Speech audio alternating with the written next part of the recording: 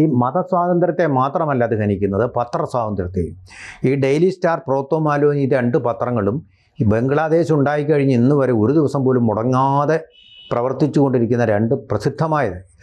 ബംഗ്ലാദേശിലെ ഏറ്റവും പ്രചാരമുള്ള മാധ്യമമാണ് ഈ പ്രോത്തോ മാലോ എന്ന് പറയുന്നത്. അത് ഇന്ന് പത്രം ഇറങ്ങിയിട്ടില്ല, ഇന്ന് പത്രം പുറത്തു വന്നിട്ടില്ല, അച്ചടിച്ചിട്ടില്ല. അതുപോലെ വലിയ കശാപ്പാണ് അങ്ങോട്ട് കയറി അവർ നടത്തിയത്. അപ്പോൾ ഇത് മതസ്വാതന്ത്ര്യത്തിനെതിരെ അതുപോലെ തന്നെ മാധ്യമ സ്വാതന്ത്ര്യത്തിനെതിരെ നടക്കുന്ന ഒരു ആക്രമണം എന്നുള്ള നിലയിൽ ലോകമെമ്പാടുമുള്ള രാഷ്ട്രങ്ങൾ പിന്നെ ശരിക്കും വിമർശിക്കേണ്ട ഒന്നാണ്, പ്രതിഷേധിക്കേണ്ട ഒന്നാണ്. പക്ഷേ വാർത്തകൾ നമ്മുടെ മലയാളം പത്രങ്ങളിൽ വരുമ്പോൾ വാർത്തകളെല്ലാം പിന്നാമ്പുറത്തേക്ക് മാറ്റപ്പെടുകയാണ്. ഇത്രയും പ്രധാനപ്പെട്ട ഒരു കാര്യം, നമ്മളിത്രയും അഫക്റ്റ് ചെയ്യുന്ന, ബാധിക്കുന്ന ഒരു കാര്യത്തിൽ വാർത്തകൾ കൊടുക്കാൻ തന്നെ നമ്മുടെ മാധ്യമങ്ങൾ ഇപ്പോഴേ ഭയക്കുന്നു എന്നുള്ള ഒരു സന്ദർഭവും കൂടിയുണ്ട്. അല്ല, അവർക്ക് അതിനൊരു പ്രാധാന്യം അവർ കൊടുത്തിട്ടില്ല.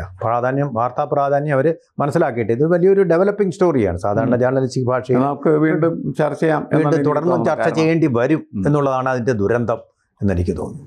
കൂടുതൽ വാർത്തകളും വിശേഷങ്ങളും നിങ്ങളിലേക്ക് എത്താൻ ABC മലയാളം സബ്സ്ക്രൈബ് ചെയ്യുക, ബെൽ ബട്ടണും അമർത്തുക.